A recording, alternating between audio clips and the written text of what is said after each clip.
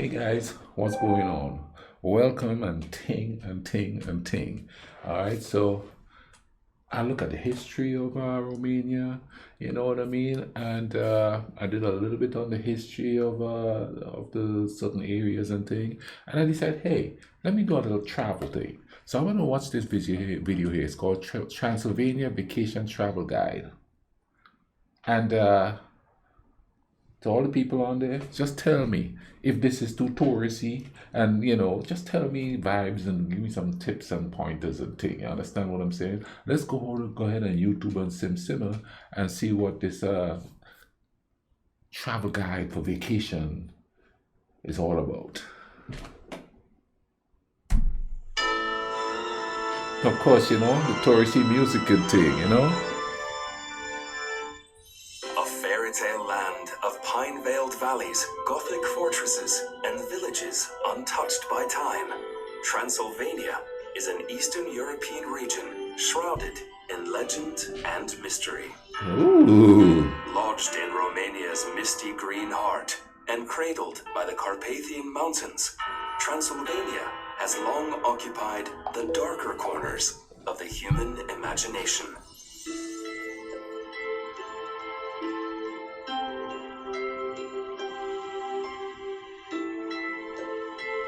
That's beautiful though. I don't see it as darker.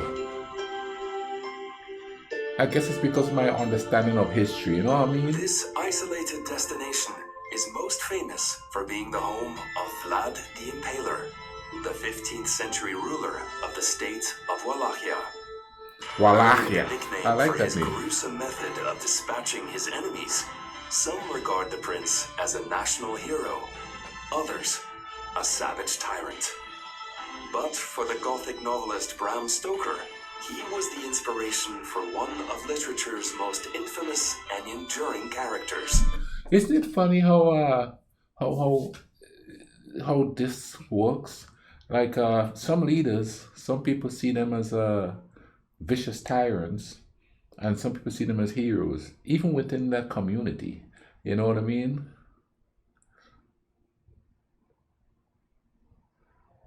No, no. If you are totally nationalistic, it's quite possible that you can only see it one way. But if you're an objective nationalist, I'm making stuff up here, you could probably see the both sides of it. If you take into consideration the people that was hurt from the other side of it, if it's like women and children and stuff, you could say, well, hey, man, he did some horrible things. However, he did this for his people. Doesn't make it right.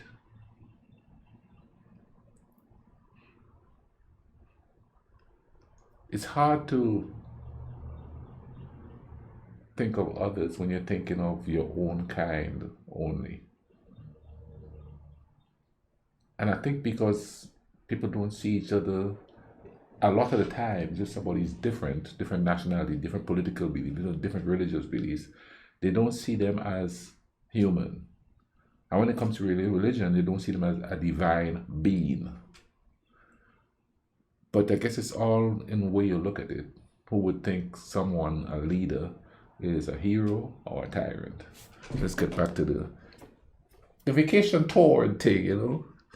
Comment down below. Tell me if all this stuff is authentic and if, what a giant could do to go see. Count Dracula.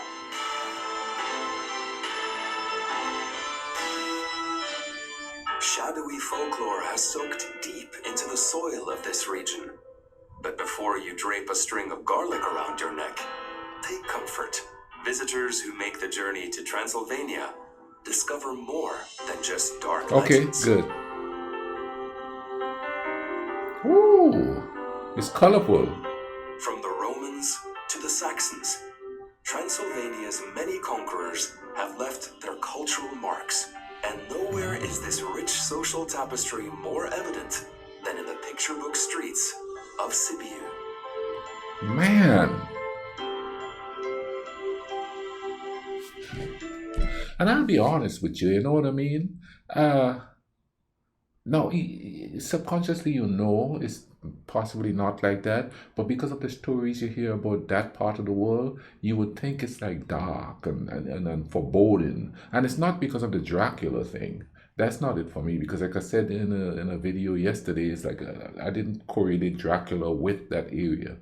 Uh, it's the wars and the history and stuff of all the wars and stuff. You would think that's the image that you have in the back of your head of a place, and then look, it's all colorful, and people are just walking around, living their everyday life. And somebody like me, coming from a place where we've had our share of unrest, and we were still walking around happy and enjoying life, and having our carnivals and our festivals and our regattas and all of that. But living in this part of the world, all you hear is the horrible stuff. All you hear is the communists are taking over. I'm not quite sure some people, living a normal life, even though it was hard. Because I'm from the third world, so I understand that you could live hard and still live a relatively normal life and be happy to a certain degree. You know what I'm saying?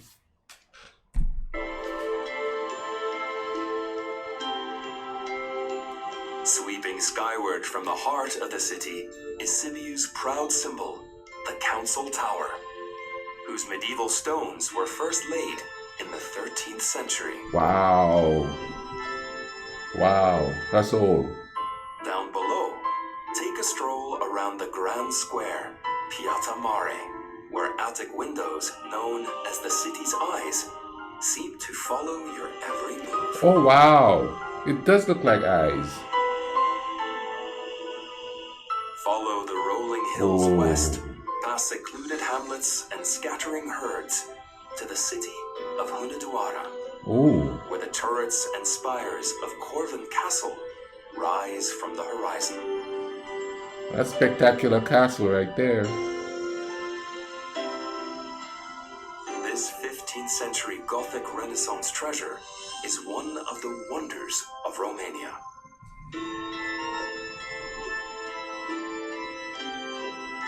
You could see several different architectural designs influenced it. Its fairy tale facade, however, and you'll discover the dark secrets and embittered spirits that roam its halls and ramparts. Creep through the vaults where Vlad Tepes is said to have descended into madness during his 7-year imprisonment, before emerging to unleash his reign of terror.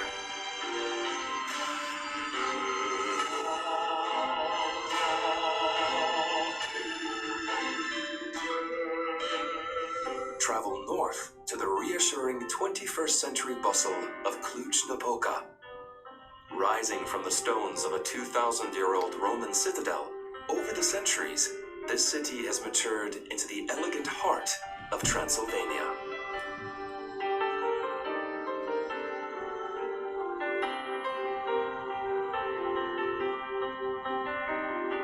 Once your nerves have settled, take the 20-minute drive west to Hoya Forest. I'll be honest with you, for a short time back then, I thought Transylvania was its own country. I really did. You know what I mean? And that made me want to visit there. But I really did for a while when I was a kid. I mean, the older I got, the more I learned about geography. And they used to teach us a lot of world geography there. So Transylvania came up a lot. But before I really learned it, I thought it was its own country or something. But don't venture too far from the paths. Tales of disappearances, UFO sightings, and paranormal weirdness abound here, earning Hoya the title of the world's most haunted forest. I still want to go there. I mean, any forest in the world could be a haunted forest. I mean, all the battles that's been fought here, I mean, on the very spot that I'm sitting on, could call a haunted spot. All the battles that have been fought here, between the Native Americans and the you know what I'm saying? So anyway, it could be named that. The UFO thing, I don't know. Until I see one, I'll believe it. I just don't believe that right now. When you've finished ghost hunting in the Forbidden Forest, take the 2-hour drive into the welcoming embrace of Targu Muresh. Okay. Having endured war, the Black Death, fire, and revolution, this city has at last emerged as a sparkling celebration of Romanian and Hungarian culture and pride. See, I like how this video is going. It's sort of touristy, but it's not because it's showing you all the little towns and areas and stuff. And that's what I'm interested in. You know what I mean? Little areas, not the hustle and bustle and then, all the big transit and, you know what I mean? Just nice little exotic, I would call it, places like this. I mean, look at that architecture there. You know what I mean? And it seems like the architecture have subtle differences regardless of where you go. And I think that's because of all the different influences that from the different parts of that region that settled there or were forced to settle there. The influences are coming out in there. And the last video I put up was about Moldova and Romania combining, and a lot of people were talking about people being forced to settle here and forced to settle there. And one person said, well, it wouldn't be if people should go back to where they come from, and it's where they are, man. Human beings, let's just enjoy each other. You know what I'm saying? Because in a way, when you look at the architecture and the culture and the food and stuff, everybody contributed to the culture. Everybody did. So now it's a nice mixture of different things, different cultures. No one is better than the other. It's just different types of human cultures. Live and let live. Let's enjoy the vibe, you know what I mean? Like, I'm so bored where I am because, there's no real diversity here. There's absolutely no Caribbean restaurants. All the foods from around the world that's here, there's Indian and there's Mexican, a lot of Mexican, there's Chinese. It's all watered down to the taste of the people here. So nothing is authentic. And maybe that's what's happening there to a certain degree. I highly doubt it. But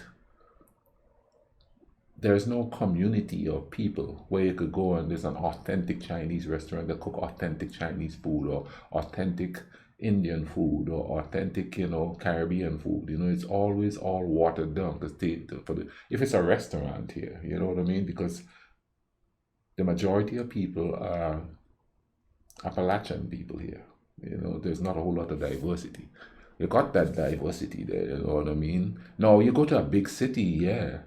You go to a big city like in Washington, D.C., there's Ethiopian restaurants, Nigerian restaurants, Caribbean restaurants, all kinds of different, Greek restaurants and stuff. But you have to go to a big city to see that. But if you have different ethnicities living in one area, and they might live segregated to a point where there's a little Italy and just as an example, little Italy, little India, but we could still traverse into those areas and enjoy the culture, enjoy the food. You know what I'm saying? Just enjoy. And who knows, we might learn a thing or two from each other that way. Because if we come from relatively different cultures, one culture may have something that would be helpful to the other, which is proven that that's the way it is, because how many cultures have taken stuff from other cultures and make it their own? And it's working for them. So trying to segregate your culture is not really that advantageous to mankind in general. You know what I'm saying? Let's go ahead.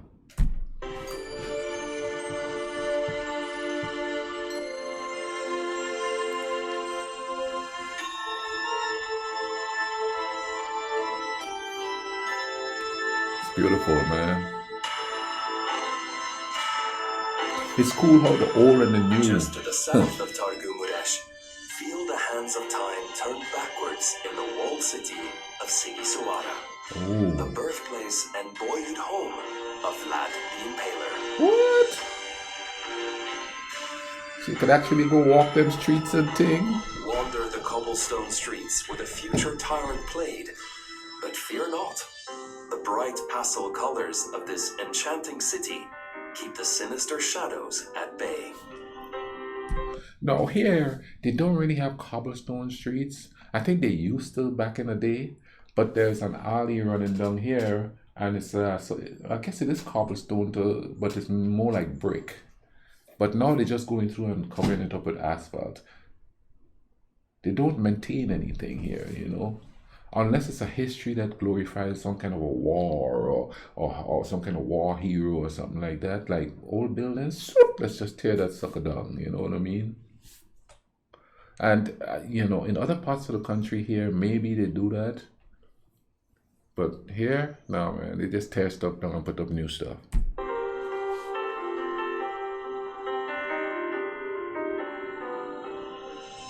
Uncover another medieval gem just a 2-hour drive southeast of Sighisoara. Fringed by the pine-veiled peaks of the eastern Carpathian Mountains, Wow. Brasov was founded by the Teutonic Knights.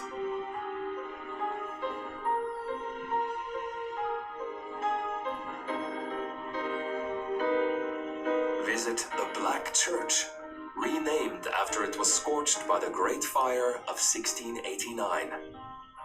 Walk the square, where legend has it the Pied Piper and the children of Hamelin re-emerged after disappearing from Saxony over 1,000 miles away.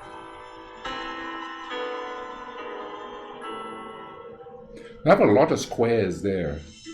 Not a lot Continue of your squares journey here. back through time in the nearby streets of Razhnov. Rising high above the town is Razhnov Fortress, a vast medieval citadel built to hold back invading Turkish and Tatar hordes.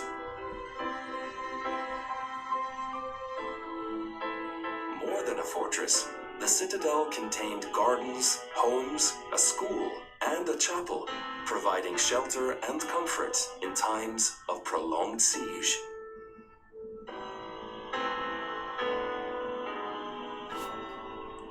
I'm gonna tell you straight up, when I'm traveling with very little luggage because I'm gonna buy so much stuff and to bring back.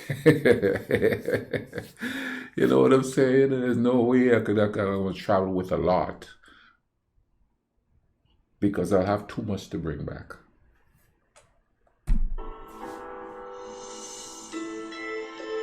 7 miles away, stand before Transylvania's most famous landmark, Bram Castle.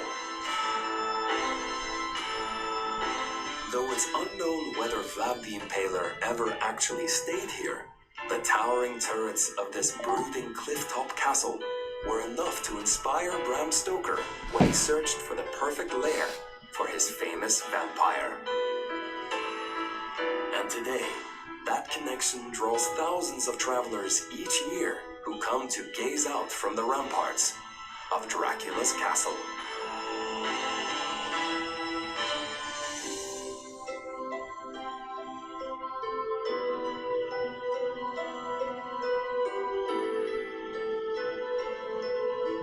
Transylvania is one of those rare places that blurs the lines between fact, folklore, and fantasy. Whether you've come for the ancient citadels, or the secluded fairy tale hamlets, the stirring landscapes, or the dark legends, Transylvania is a destination that is hard to define and impossible to forget. Transylvania is immortal.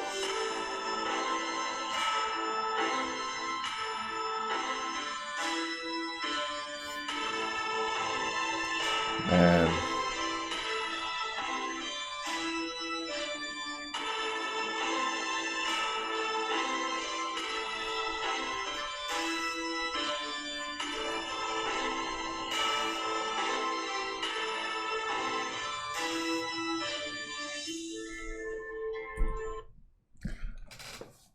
wow, wow,